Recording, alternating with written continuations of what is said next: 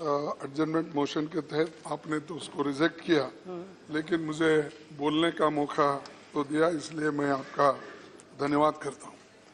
The recent spate of racial motivated attacks, specially the brutal murder of Indian citizens Srinivas Kuchibhotla, Deepa Rai, Hansi Patel, Devendra Singh and others in the United States of America last week is deeply disturbing.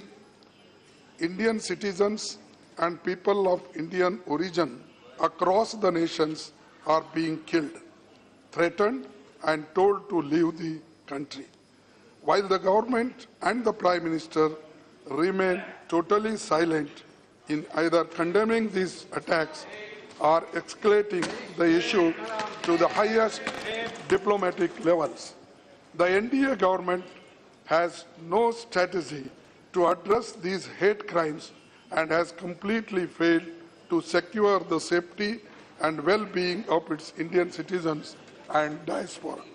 Madam Speaker, ये जो घटनाएं एक दिन दो दिन की नहीं है, ये तो कम से कम ये डोनाल्ड ट्रंप जब से आए हैं तब से ये शुरू हुआ है।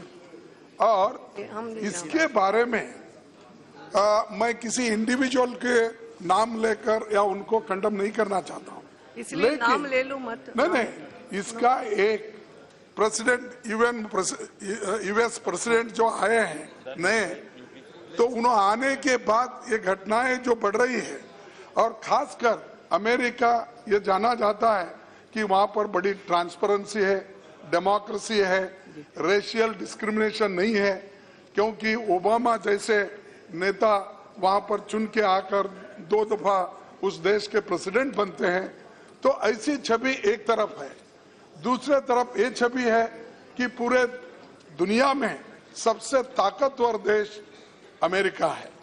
तो ऐसे ताकतवर देश में और जिस देश में डेमोक्रेसी के लिए जो 400 साल पहले वहां पर जो डेमोक्रेसी कायम हो गई है, ऐसे जगह पे अगर हमारे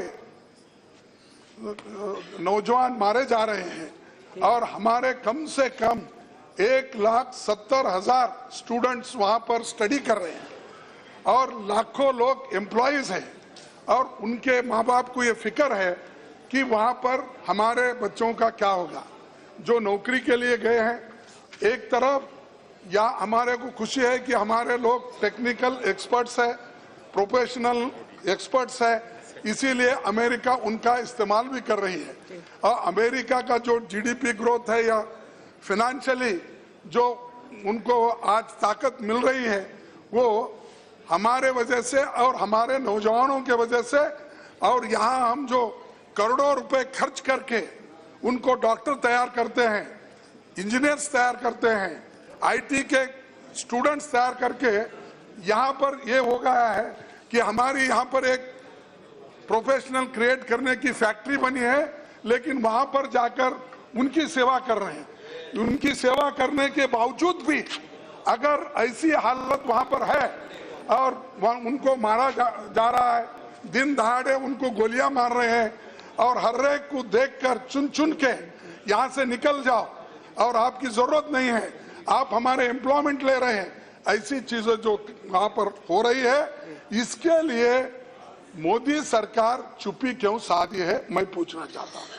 हर चीज को ट्वीट करते हैं, हर चीज पर वो बात करते हैं, इस पे क्यों चुप्पी साधे हैं, इस पे क्यों बात नहीं कर रहे हैं, क्या बात है? अरे जब वो आते हैं तो आप गला लगा लेते हैं, जब कोई चाइना का आता है तो झूले में बैठते हैं।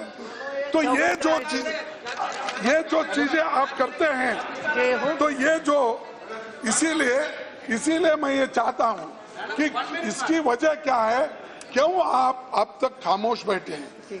प्राइम मिनिस्टर एक तरफ खामोश बैठे और जो है होम मिनिस्टर हमेशा, यानी कब उनको कहते हैं प्राइम मिनिस्टर तब वो स्टेटमेंट देते हैं, नहीं तो पाप बेचारे हमेशा स्टेटमेंट देने के काबिल है। लेकिन यहाँ पर ऐसा है, घेराव हो गया ये लोकतंत्र का। लोकतंत्र में सिर्फ एक आदमी बोलता है दूसरे कोई किसी को बोलने नहीं देते। सौगत राय जी, इसीलिए ये मुश्किल क्या होगा, गया ना। कोई चीज हो वहाँ गया। पर होती है तो आपने उसके बात ऊपर उठाई, हो गया। तत्पर से बोल नहीं सकते। तो मैं ये चाहूंगा कि प्राइम मिनिस्टर जवाब दे, क्योंकि फॉरेन मिनिस्टर आज उनकी सेहत ठीक नहीं है। हम ये चाहते थे कि वो आके करें, लेकिन मैं ये नहीं चाहता। लेकिन प्राइम मिनिस्टर खुद आए, ये कहे, क्योंकि वो खुद ही फॉरेन इतने देश घूमे हैं, सबको मालूम है। तो मैं आपसे प्रार्थना करता हूं कि प्राइम मिनिस्टर आकर एक स्टेटमेंट दे और ऐसी जो घटनाएं हो रहे हैं इसको बंद करने का क्या तरीका है और किस ढंग से इसको बंद करना चाहते हैं, ये सदन के सामने रखें। Madam, thank you very much for allowing me.